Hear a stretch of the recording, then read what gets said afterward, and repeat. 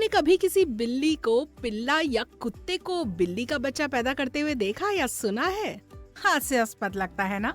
सब अपनी तरह के जीव उत्पन्न करते हैं। जीवन का अंतिम जैविक उद्देश्य है जनन। ये जीवन प्रक्रिया सभी जीवित प्राणियों के लिए सार्वभौमिक है, चाहे वो बृहद हो या लघु हो, लेकिन तरीका सूक्ष्म या मूल रूप से भिन्न हो सकता है। इस वीडियो में हम जनन और इसके दो मुख्य तरीकों के बारे में जानेंगे।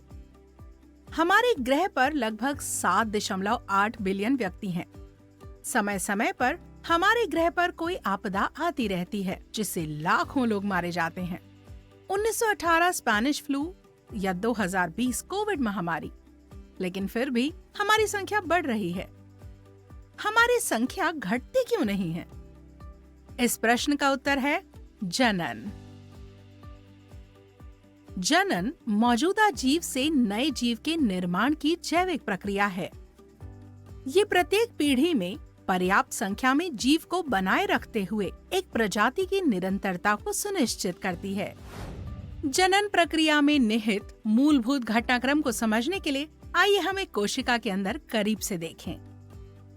सभी आनुवांशिक सूचना गुणसूत्रों में निहित होती है, जिसमें डीएनए अणु होते हैं और एक प्रजाति को बनाए रखने के लिए इस सूचना को अगली पीढ़ी तक स्थानांतरित करना महत्वपूर्ण है। तो इस गुणसूत्र के भीतर डीएनए प्रतियां बनाता है, जो आनुवांशिक सूचना को नए गुणसूत्र तक पहुंचाती है।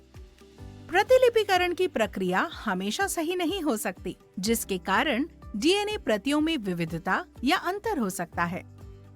ये नई संतति कोशिका को समान लेकिन जनक कोशिका के समरूप नहीं बनाएगा। यदि विविधता बहुत अधिक हुई तो नई कोशिका मर सकती है। यदि विविधता केवल सूक्ष्म परिवर्तन का कारण बनती है तो कोशिका जीवित रहेगी और इस विविधता को अपनी अगली पीढ़ी को स्थानांतरित कर देगी। ऐसा करने के लिए जनक कोशिका विभाजित होती है और एक नई कोशिका निर्मित करती है। इसलिए डीएनए प्रतिलिपिकरण के बाद कोशिकीय विभाजन होता है, जो नए आनुवांशिक लक्षण युक्त नई कोशिकाओं का निर्माण करता है। जनन के मुख्य रूप से दो तरीके होते हैं, अलैंगिक और लैंगिक। आइए एक एक करके उन पर नजर डालते हैं। साधारण जीवों में सामान्यतः पाए जाने वाले जनन के प्रकार को अलैंगिक जनन कहा जाता है।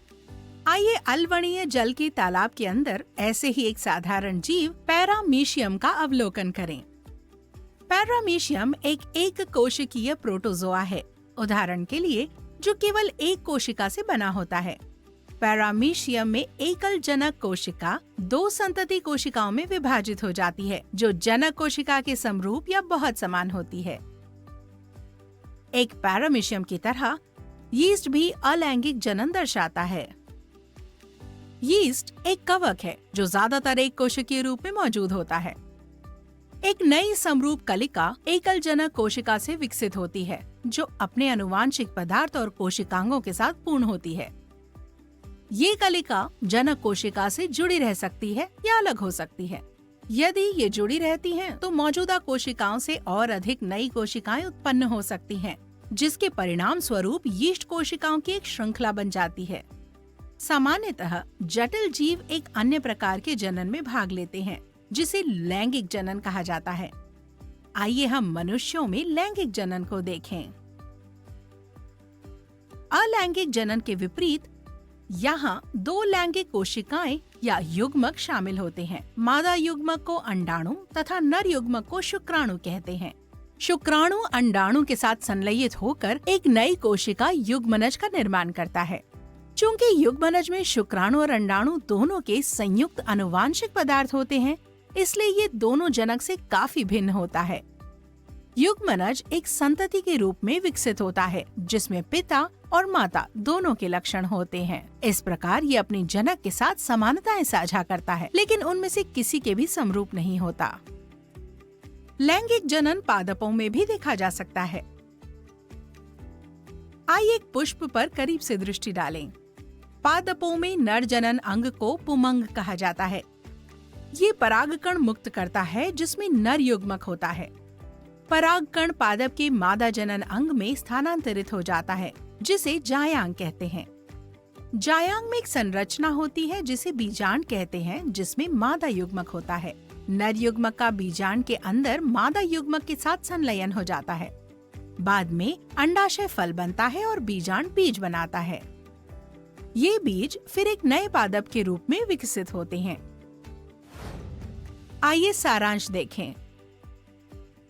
मौजूदा जीव से नए जीव के निर्माण की जैविक प्रक्रिया जनन कहलाती है और ये एक प्रजाति की निरंतरता को बनाए रखने के लिए महत्वपूर्ण होती है।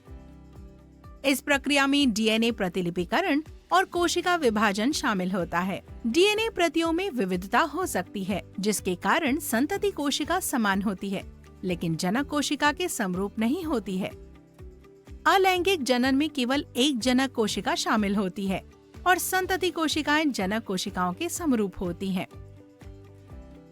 लैंगिक जनन में दो युग्मकों का संलयन शामिल होता है और बनने वाला युग्मनज दोनों जनकों से काफी भिन्न होता है। जीवन स्वयं को बनाए रखने और फलने फूलने के लिए अपना मार्ग अपना लेता है। प्रत्येक व्यक्ति में अपने जीन को बढ़ाने की जन्मजात इच्छा होती है।